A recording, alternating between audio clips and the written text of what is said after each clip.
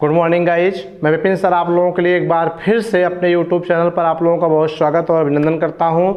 मैं आपको जैसा कि chapter two chapter heading two heading video provide करने का प्रयास कर रहा हूं और उसी के अंतर्गत आज मैं फिर से आप लोगों के सामने मानव जनन चैप्टर के अंतर्गत जो बची हुई हेडिंग्स हैं, जो बची हुई आपके सिलेबस की हेडिंग्स हैं, उनके बारे में हम चर्चा करने जा रहे हैं। ठीक है गाइज, तो हम आज चर्चा जो करेंगे वो हमारी नेक्स्ट हेडिंग है मासिक धर्म, अर्थात या मासिक चक्र कहिए या आर्तव चक्र कहिए या रजोदर्शन भी कहते हैं। ठीक है, अर्थात जो ये मैं हेडिंग बताने जा रहा हूँ that's important topic for the female. जैसे कि आपको पता है, ठीक है, कि इसे शॉर्ट में MC भी कहते हैं या इसका फुल जो इंग्लिश होती है मेंस्ट्रुएशन साइकिल होती है। मेंस्ट्रुएशन साइकिल का मतलब होता है मासिक चक्र या मासिक धर्म या फिर आपको आर्तव चक्र या रजोदर्शन कहते हैं। ठीक है कि नहीं। रजोदर्शन का मतलब वो रज माने होता है ब्लड, दर्शन माने दिखना होता है। जैसे कि आपको कुछ बेसिक चीज़ अगर बताएं, जैसे कोई गर्ल्स होती है, ठीक है, तो वो अगर स्टार्टिंग में ही 1 साल 2 साल 3 साल 4 साल या लगभग 10 साल की बात करें, 1 से 10 साल के पीरियड के बीच में अगर हम उसका विवाह कर दें तो वो बेबी उत्पन्न करने लायक नहीं होगी। क्यों? क्योंकि अभी उसके जननांग पूर्ण रूप से मैच्योर नहीं हुए हैं, अर्थात उसके अंडाशय में अंडाणु बनने की प्रक्रिया नहीं शुरू हुई है। तो ऐसी स्थिति में क्या होता है कि उन गर्ल्स में ये समस्या या ये प्रॉब्लम, ये प्रक्रिया संपन्न नहीं होती है। लेकिन जैसे ही 10 की उम्र क्रॉस होती है, 11, किसी में 12, किसी में 13 उम्र की पहुंचते पहुंचते गर्ल्स में क्या होता है, मासिक चक्र या आर्तव चक्र या रजोदर्शन या MC प्रक्रिया क्या होती है, स्टार्ट हो जाती है। तो बट इसका इंपॉर्टेंस क्या है इन फीमेल बॉडी, ये भी हम आपको बताएंगे, और क्यों होता है, कैसे होता है, उसमें क्या है, ये भी हम आपको बताने जा रहे हैं। ठीक है, तो पहली बात आप नोट कर लीजिए कि जो मासिक चक्र होता है यह केवल उन्हीं महिलाओं या उन्हीं गर्ल्स में होता है जिनकी उम्र क्या होती है, 12 से प्लस होती है। ठीक है, 12, 13, 14 इतने पर ये क्या होता है कि इसका मतलब प्रारंभ हो जाता है। ठीक है, और जब मासिक चक्र का प्रारंभ होता है तभी से महिलाओं के अंडाशय में क्या होता है, अंडाणु अर्थात मादा युग्मक बनने की प्रक्रिया स्टार्ट हो जाती है, अर्थात चालू हो जाती है। ठीक है, तो इसके अंतर्गत होता क्या है, सबसे पहली चीज़ तो कुछ इसमें जो वीडियो देख रहे होंगे उनको कुछ पता होगा, लेकिन उसके अलावा भी हम कुछ और चीज़ें बताने का प्रयास करेंगे सभी के लिए, क्योंकि आपके सिलेबस में है तो बताना आवश्यक है गाइस। ठीक है, कोई शर्माने की या किसी चीज़ से हेजिटेशन की करने की ज़रूरत नहीं है, क्योंकि आप स्टूडेंट्स हैं, आप भविष्य में आगे चलकर डॉक्टर्स भी बन सकते हैं। तो ऐसी स्थिति में आपको शर्माना और डरना या हेजिटेट नहीं करना है, अच्छे चीज़ें तो अच्छे से समझिए। ठीक है कि नहीं, नॉलेज के लेवल के लिए। तो आइए हम देखते हैं यहाँ पर क्या होता है मासिक धर्म या चक्र। ठीक है, तो मासिक चक्र इसलिए कहते हैं क्योंकि ये क्या होता है, चक्र मतलब जो बार बार आए। ठीक है, और मासिक मतलब हर मंथ आए, अर्थात यह जब 14 वर्ष की उम्र की अवस्था में महिलाओं में शुरू होता है गर्ल्स में, तो उसके बाद हर महीने के 28वें दिन या 30 दिन, 28 दिन 30 दिन के बाद ये प्रक्रिया क्या होती है, हर साल होती है, जब तक कि उम्र 40 या 45 की ना हो जाए। ठीक है, और 45 के बाद ये महिलाओं में क्या होता है, बंद हो जाता है। ठीक है कि नहीं। तो यहाँ पर कुछ चीज़ें पहले हम लिखे हैं, उसको हम पढ़ लेते हैं कि यह मादा में संपन्न होने वाला, ध्यान दीजिए, ये only completed in female, do not complete in male. किसी भी प्राणी, चाहे मानव हो चाहे कोई भी एनिमल हो, उसके फीमेल बॉडी में भी ये क्रिया होती है, मेल में कभी होता नहीं है। समझ गए। तो यह मादा में संपन्न होने वाला एक जनन चक्र है। कौन सा चक्र है बेटा, जनन चक्र है, जो 10 से 14 वर्ष की आयु से शुरू होकर के 40 से 45 वर्ष की अवस्था तक या उम्र तक चलता है। ठीक है कि नहीं। तो मैंने क्या कहा, अगर आपसे 1 नंबर क्वेश्चन पूछा या कोई पूछे कि मासिक चक्र का टाइम पीरियड क्या होता है फाइनली, तो आप बोलेंगे 40 से 45। 40 से 45 मैंने क्यों रखा है, क्योंकि महिलाओं की खान पान और बॉडी के ऊपर कुछ महिलाएं हैं उनमें 40 की अवस्था में मासिक चक्र आना बंद हो जाता है, अर्थात अंडाणु बनने की प्रक्रिया बंद हो जाती है। कुछ में 42, कुछ में 45, कुछ में 46 भी हो सकता है, दैट्स ऑल। बस इससे ज़्यादा होने की संभावना नहीं रहती है। ठीक है, अगर किसी महिला में 50 के ऊपर भी मासिक चक्कर आ रहा है तो अब नॉर्मल महिला होगी। अब नॉर्मल मतलब असामान्य महिला हो सकती है, बट सब में नहीं। ये कॉमन जो बात की जाए 40 से 45 में ये खत्म हो जाता है। ठीक है, तो वही मैंने लिखा है कि जिसकी समय सीमा लगभग क्या होती है बेटा, 28 दिन। 28 दिन का मतलब होता है जो ये मासिक चक्र जैसे किसी गर्ल्स में आज आया है तो अब इसके 28 दिन बाद, ठीक है, 29 दिन बाद फिर से आएगा, फिर उसके 28-29 दिन बाद आता है, अर्थात मासिक चक्र का जो टाइम पीरियड है वो 28 दिन होता है, अर्थात 28 दिन होती है। ठीक है, और और यह लगभग 4 से 5 दिन का होता है। 4 से 5 दिन का होता है का मतलब क्या है कि जैसे अगर किसी गर्ल्स को आज क्या हुआ, बोलिए, अगर किसी गर्ल्स को आज मासिक धर्म आ रहा है तो कम से कम 3 से 4 दिन तक ये प्रक्रिया क्या होती है, चलती रहती है। इस प्रक्रिया का मतलब इसमें क्या होता है कि आगे हम यहाँ बता रहे हैं, ध्यान से देखिए। तो यहाँ पर मैंने क्या कहा, इस प्रक्रिया में मादा में जब अंडाणु अर्थात मादा कोशिका या मादा युग्मक, यहाँ पर मादा युग्मक कर दें तो ज़्यादा ठीक होगा बेटा, ठीक है, क्या है मादा युग्मक, ओके। तो एमसी प्रक्रिया में क्या होता है कि जब मादा में अंडाणु बनता है, जो अंडाणु बना है अर्थात मादा युग्मक बना है, वो किस लिए बना है, इसलिए बना है ताकि प्रजनन द्वारा वो शुक्राणुओं के संपर्क में आकर भ्रूण बनाए ना। लेकिन जरूरी नहीं है कि कोई बालिका 14 साल या 15-16 साल है तो उसमें अंडाणु बन रहा है तो नर युग्मक उसमें जा करके क्या हो, भ्रूण बनाए, क्योंकि अभी तो उसकी शादी नहीं हुई। तो ऐसी स्थिति में अंडाणु क्या करेगा, वेट करेगा। अगर बाय द वे मान लीजिए शादी हुई या कोई किसी भी प्रक्रिया द्वारा शुक्राणु पहुंचा तो निषेचन करके भ्रूण बना देगा। लेकिन मान लीजिए अगर नहीं है तो वो अंडाणु क्या करेगा, जब बना है तो वेट करेगा। वेट करने के बाद अगर शुक्राणु नहीं मिलता है उससे तो क्या डिस्पोज हो जाएगा, अर्थात वो धीरे धीरे विघटित हो जाता है, ठीक है। और विघटित होकर के वही क्या होता है, कचड़े के खून के रूप में क्या होता है, धीरे धीरे गर्भाशय की दीवार से होकर योनि मार्ग से क्या होता है, शरीर से बाहर हो जाता है। और इसके बाहर होने में कम से कम 3 से 4 दिन के समय लगते हैं, ठीक है। तो इस तरह से वही चीज मैंने यहाँ लिखा है कि इस प्रक्रिया में मादा में जब अंडाणु अर्थात मादा युग्मक नर युग्मक अर्थात शुक्राणु से निषेचन नहीं हो पाता है, क्या नहीं हो पाता है, निषेचन नहीं हो पाता अर्थात मिल नहीं पाता है, तब यह अंडाणु अर्थात मादा युग्मक क्या है, मासिक चक्र के अंतर्गत 28वें दिन में क्या होता है, विघटित हो जाता है अर्थात डिस्पोज हो जाता है, नष्ट हो जाता है। डिस्पोज होकर के रुधिर स्राव के रूप में, ब्लड के रूप में क्या होता है, योनि मार्ग से धीरे धीरे क्या होता है, बाहर हो जाता है, ठीक है गाइज। तो यहां पर ध्यान दो। तो यहाँ पर मैंने क्या बताया आपको कि 28वें दिन में क्या होता है, वह बना हुआ मादा युग्मक अंडाणु विघटित होकर रुधिर स्राव के रूप में क्या होता है, योनि मार्ग से बाहर आ जाता है। और उसे बाहर आने में 3 से 4 दिन का समय लगता है। तो ये 3 से 4 दिन का उसकी क्या हो गई, अवध हो गई अर्थात टाइम पीरियड हो गया, ठीक है गाइज। तो ये आपको मासिक चक्र, आर्तव चक्र अर्थात रजोदर्शन या आप रजोधर में आप कह सकते हो, इस तरह से आपको ये चीज़ क्या की गई, यहाँ पर क्लियर की गई, ठीक है। तो यहाँ पर मैं एक बार फिर से बताना चाहूँ, एक शॉर्ट में एक दिमाग में रखने वाली बात कि किसी भी मादा में पहली चीज़ 12 से 13 साल के बाद ही यह प्रक्रिया शुरू होती है। और इस प्रक्रिया के अंतर्गत क्या होता है, हर मंथ के 28वें दिन क्या होता है, यह प्रक्रिया संपन्न होती है। और जैसे किसी में अगर आज ये पीरियड शुरू हुआ तो इसमें 3 से 4 दिन बाद क्या होता है, ये पूर्ण रूप से खत्म होकर के फिर से नए अंडाणु बनने की प्रक्रिया चालू होती है। और वह अंडाणु क्या होता है, 14 दिन तक 15 दिन तक वेट करेगा शुक्राणु का। अगर उस दौरान रिप्रोडक्शन हुआ तो वह शुक्राणु से मिलकर बेबी बनाएगा, भ्रूण बनाएगा, युग्मनज बनाएगा। अगर नहीं मिला तो फिर वो अगले जो 14 या 12 दिन बच रहा है उसमें वो क्या होता है, अंडाणु विघटित होकर के विघटित होना प्रारंभ होता है। और लगभग अगले 12 दिन विघटित होकर के वो क्या होता है, थोड़ा सा रुधिर या गाढ़ा चिपचिपा कचड़े खून की तरह क्या होता है, शरीर से बाहर निकल जाता है। तो that's overall process is called the menstruation cycle which are completed in only female body, do not completed in the male body. तो अब आप समझ गए होंगे, आप नोट कर लीजिए, फिर हम आगे बढ़ते हैं, ठीक है। तो नोट कर लिया होगा आप लोगों ने।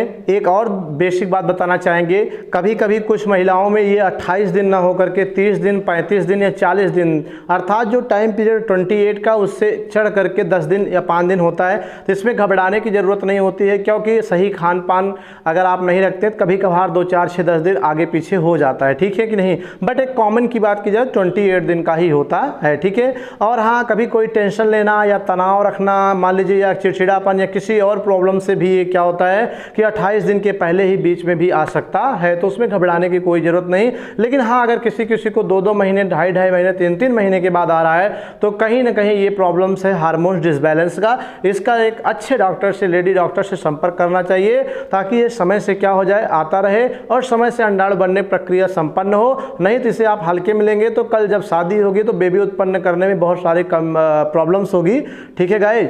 तो अब हम चलते हैं नेक्स्ट की ओर, निषेचन के बारे में चर्चा करने कि निषेचन क्या होता है, फर्टिलाइजेशन क्या होता है। संभवतः मैंने आपको पहले पार्ट में निषेचन के बारे में बता रखा है, लेकिन यहाँ पर फिर से पढ़ना है तो कुछ बेसिक बातें यहाँ भी निषेचन के अर्थात फर्टिलाइजेशन के बारे में हम क्या करेंगे बेटा, बताने चल रहे हैं, ठीक है।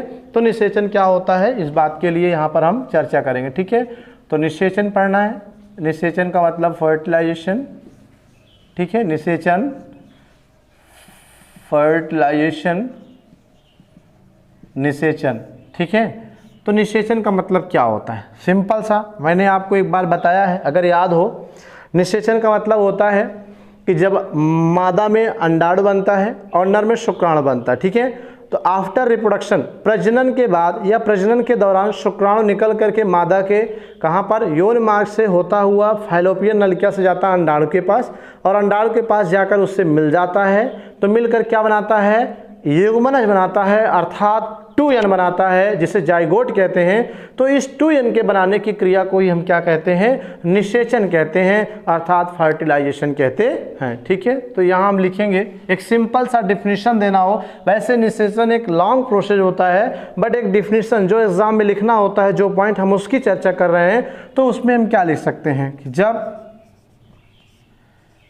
नर युग्मक अर्थात नर युग्मक को आप शुक्राणु यन भी कहते हो। ठीक है, मादा युग्मक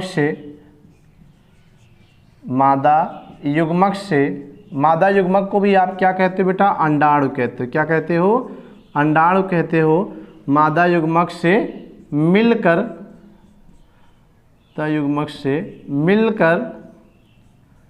ठीक है, मादा युग्मक से मिलकर कहाँ मिलेगा भैया? इन बॉडी या आउट बॉडी? तो मैंने आपको पहले पार्ट पढ़ाया था कि नर युग्मक मादा युग्मक से, जो जंतु में बात आए, जंतुओं में, मानव में, तो वो बॉडी के अंदर मिलता है। ठीक है, और जब बॉडी अंदर मिले तो उसे अंतः निषेचन कहते हैं। अर्थात हम लोगों में क्या होता है? इंटरनल फर्टिलाइजेशन होता है, अंतः निषेचन। तो जब नर युग्मक मादा युग्मक से मिल करके, ठीक है, युग्मनज अर्थात 2n, ठीक है, या इसी को इंग्लिश में जाइगोट कहते हैं, हिंदी में भी जाइगोट ही लिख दिया जाता है कभी कभी। जाइगोट बनाता है, तो इस प्रक्रिया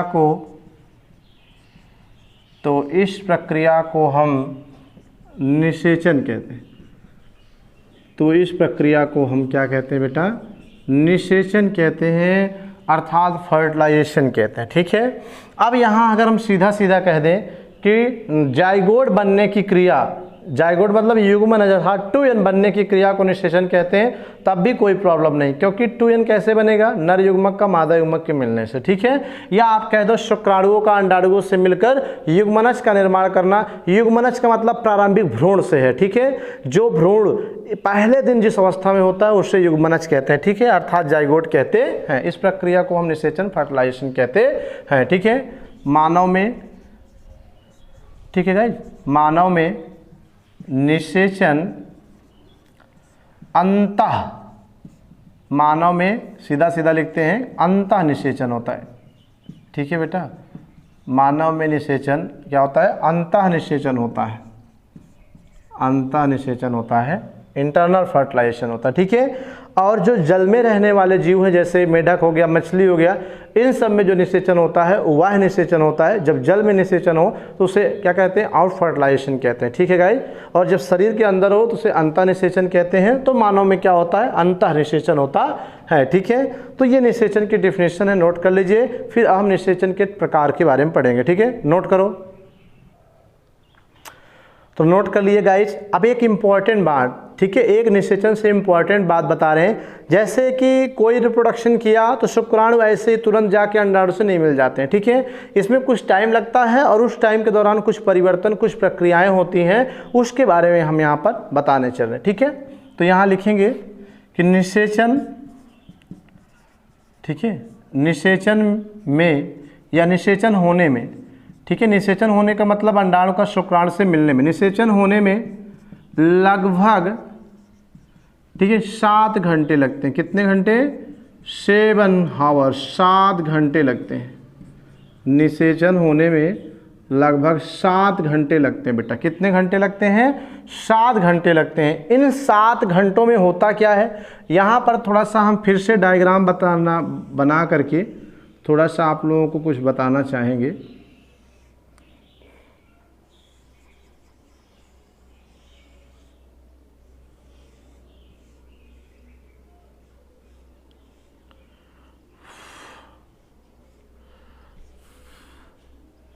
ये फीमेल सेक्स ऑर्गन्स हैं। एक बाय रफली ऐसे बता दिया आपको समझने के लिए।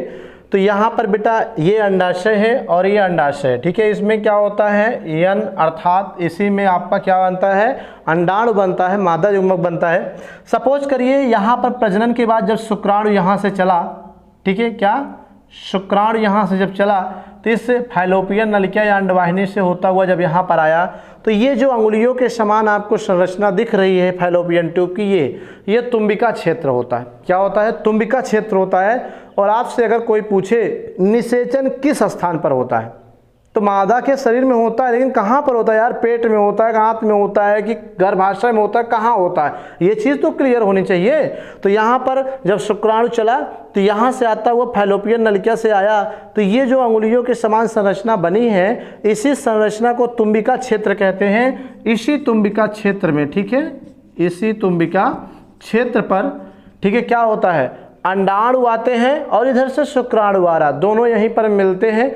तब जाकर क्या होता है आफ्टर 7 आवर फर्टिलाइजेशन, अर्थात शुक्राणु अंडाणु को भेद करके क्या होता है युग्मनज बनाने का कार्य करता है, ठीक है। लेकिन होता क्या है, ध्यान दीजिएगा, बहुत ध्यान से सुनिएगा तभी समझ में आएगा कि जब शुक्राणु यहाँ पर आया तुम्बिका क्षेत्र पर, ठीक है, तो यहाँ पर आने के बाद 7 घंटे के अंतर दौरान इस शुक्राणु में कल मैंने बताया था हेड जो भाग होता है, ठीक है, शुक्राणु का जो क्या होता है हेड वाला भाग होता है, कुछ इस टाइप से मैंने आपको बताया था कल।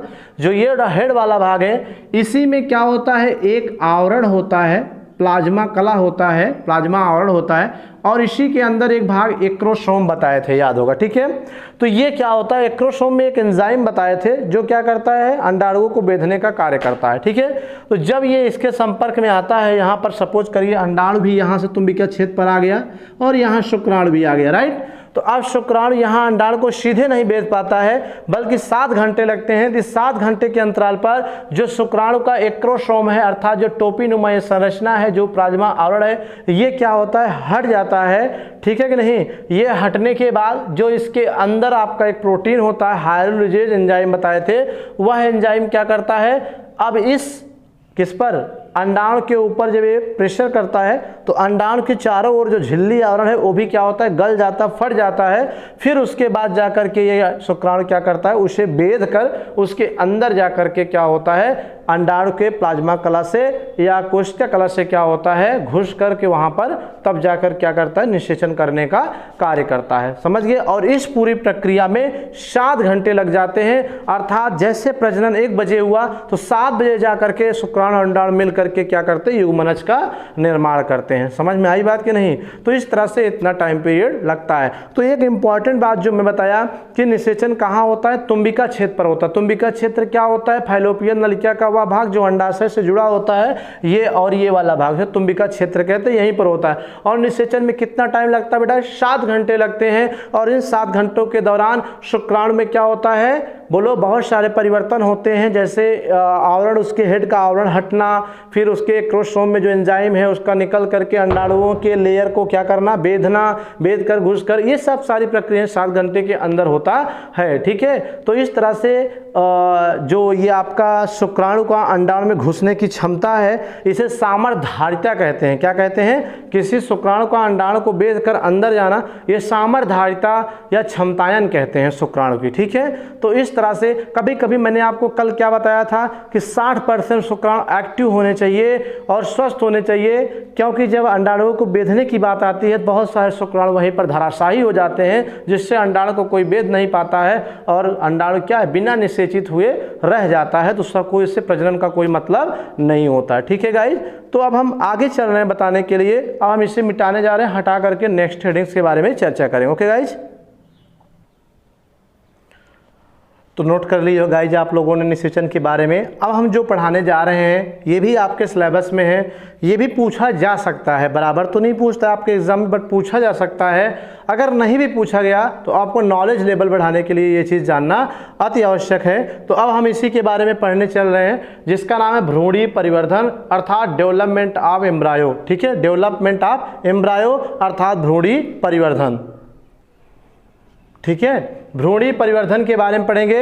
इसका मतलब ये वो परिवर्धन का मतलब होता है बेटा डेवलपमेंट, टाइम के अकॉर्डिंग किसी चीज़ में यदि परिवर्तन हो रहा है तो उसी को परिवर्धन कहते हैं, विकास और डेवलपमेंट कहते हैं। जैसे जब निषेचन के उपरांत जाइगोट बना तो वो जाइगोट क्या होता है कि टाइम के अकॉर्डिंग 1 दिन, 2 दिन, 4 दिन, 10 दिन, 20 दिन, 15 दिन, 1 महीने के दौरान क्या उसमें क्या क्या चेंजेज होते हैं, क्या क्या होता है, that's called is the development of embryo. ठीक है, तो क्या होता है वही चीज़ हम समझने जा रहे हैं। ठीक है, तो यहाँ पर सबसे पहले आपको बताना चाहेंगे कि मानव में जो निषेचन होता है, निषेचन के 1 घंटे के बाद ही, जैसे मतलब निषेचन का मतलब प्रजनन नहीं, निषेचन, प्रजनन के 7 घंटे बाद क्या होता है निषेचन, और निषेचन के बाद जब युग्मनज बना तो उसके 1 घंटे के बाद क्या होता है, जो युग्मनज होता है उसका विदलन प्रारंभ हो जाता है। विदलन का मतलब भ्रूण बनने की प्रक्रिया प्रारंभ हो जाती है, जिसके अंतर्गत क्या होता है, जाइगोट यानी युग्मनज में समसूत्री विभाजन होता है, और समसूत्री विभाजन 4 बार होता है। 1 बार होता है तो 4 बनता है कोश क्या,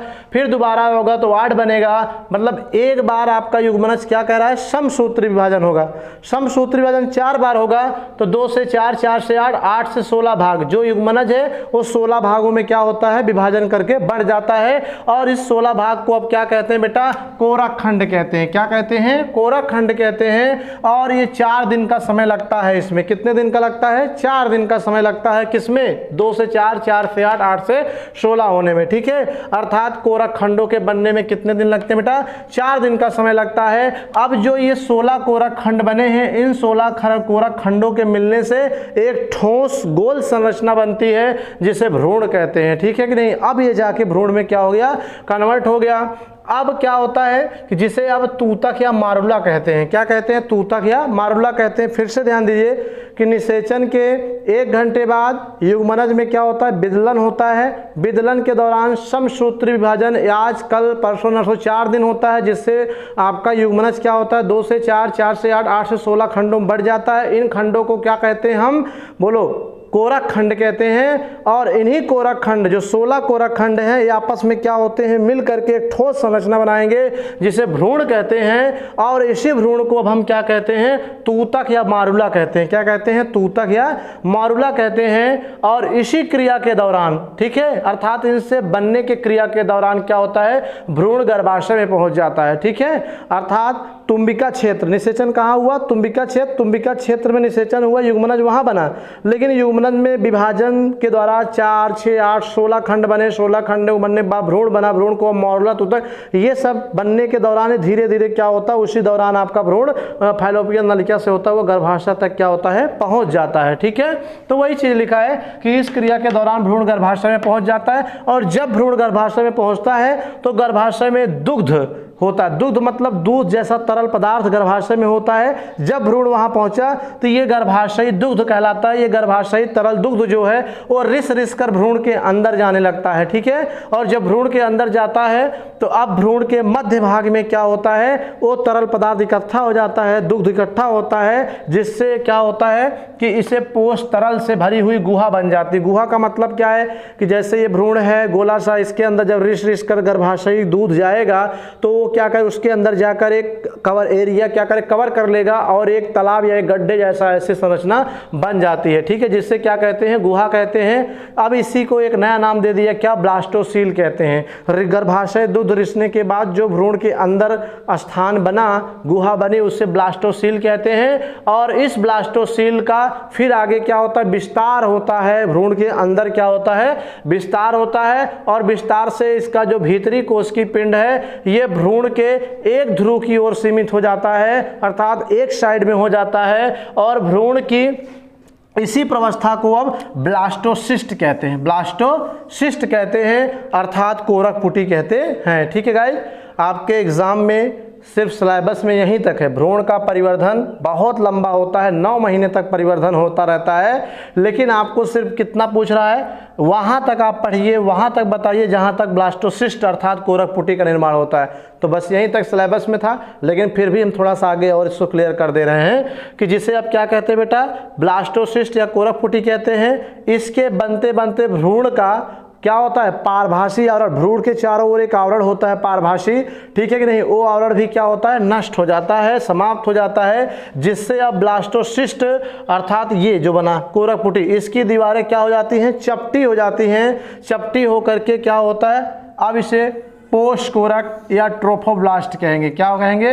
पोष कोरक या ट्रोफोब्लास्ट कहते हैं। ठीक है, यहाँ पर मैंने क्या कहा कि ब्लास्टोसिस्ट क्या होता है? कोरक पुटी कहलाता है। और जब इसका बनता है ये कोरक पुटी, उसी दौरान क्या होता है? भ्रूण के आवरण पारभासी आवरण नष्ट हो जाता है और नष्ट होने के बाद ये ब्लास्टोसिस्ट की दीवारें चपटी हो जाती हैं, जिससे अब हम क्या कहते हैं? पोष कोरक अर्थात ट्रोफोब्लास्ट कहते हैं। और जो आवल का निर्माण करता है, आवल माने अपरा का निर्माण करता है। तो गाइज इस तरह से आपका क्या हो गया? ट्रोफोब्लास्ट कहते हैं जो आवल का निर्माण करता है। आवल माने अपरा। जैसे कोई बेबी भैंस में आपने देखा होगा घरों पर, अगर गांव से बिलोंग कर रहे हैं, कि बच्चे होने के बाद एक मसल्स का क्या होता है? थैलीनुमा संरचना निकलती है, जिसे आंव कहते हैं या आवल कहते हैं, निकाल के फेंक दिया जाता है या गाड़ दिया जाता है। तो वो क्या है? वही आवल है। उसका काम क्या है कि बच्चे के नाभि से जुड़ा हुआ माँ के गर्भाशय जोड़े रखता है, जिससे माँ जो भी खाती है उसी के द्वारा बच्चे को मिलता है। ठीक है, मानव में भी जब बच्चा पैदा होता है, गर्भनाल काटते हैं ब्लेड से, तो काटने के बाद माँ के बॉडी से भी, गर्भाशय से भी ओभिक मसल्स का एक थैला निकलता है, उसे क्या करते हैं? गाड़ देते हैं या फेंक दिया जाता है, मिट्टी में दबा दिया जाता है, उसी को आवल कहते हैं। उसका काम क्या है कि माँ जो भी खाए पिएगी उसको बच्चों को उसी रास्ते से क्या हुआ? मिलता रहता है। ठीक है, ये कह लो बेबी और माँ के बीच का एक रास्ता होता है, ये उसी से आता जाता है खाद्य पदार्थ या जो भी होता है। राइट, तो इस तरह से ये आपका क्या हो गया? क्लियर हो। एक बार फटाफट फिर से रिवीजन कर देना बेटा। क्या होता है? मानव में जब निषेचन होगा तो निषेचन के 1 घंटे बाद जो युग्मनज बना था उसका विदलन होगा। ठीक है, विदलन मतलब उसमें विभाजन वगैरह होगा। फिर इसके अंतर्गत समसूत्री विभाजन द्वारा यह युग्मनज 2, 4, 6, 8 खंडों में बढ़ जाएगा। इस खंड को अब कोरक खंड कहते हैं। इनमें 4 दिन का समय लगता है बेटा। इन 16 खंडों के मिलने से एक ठोस भ्रूण बन जाता है। ठीक है कि नहीं? ठोस भ्रूण बनता है, जिसे अब तूतक या मारुला कहते हैं। इस क्रिया के दौरान क्या होता है? भ्रूण गर्भाशय में पहुंच जाता है, यानी खंड खंड बढ़ता रहता है और उसी दौरान वो सिरक सिरक कर क्या गर्भाशय में आ जाता है। और जब गर्भाशय में आता है तो वहाँ गर्भाशय तरल अर्थात दुग्ध जैसा पदार्थ है, जो रिस रिस कर भ्रूण के अंदर जाकर एक तरल एक स्थान बना लेता है, जिस स्थान को हम क्या कहते हैं? यहाँ पर मैंने दिया है कि पोष तरल से भरी गुहा बन जाती है, जिसे ब्लास्टोसील कहते हैं। ठीक है, अब इसी ब्लास्टोसील का भ्रूण के अंदर विस्तार हो जाता है। विस्तार होने के बाद एक क्या होता है? भ्रूण एक ध्रुव की ओर, किनारे की ओर आ जाता है। भ्रूण की इसी प्रवस्था को ब्लास्टोसिस्ट कहते हैं। यहीं तक एग्जाम में लिखना है। और इसे कोरक पुटी भी कहते हैं। इसके बनते बनते भ्रूण का पारभासी आवरण क्या होता है? खत्म हो जाता है। और अब यह ब्लास्टोसिस्ट की दीवारें चपटी होकर के क्या होती हैं?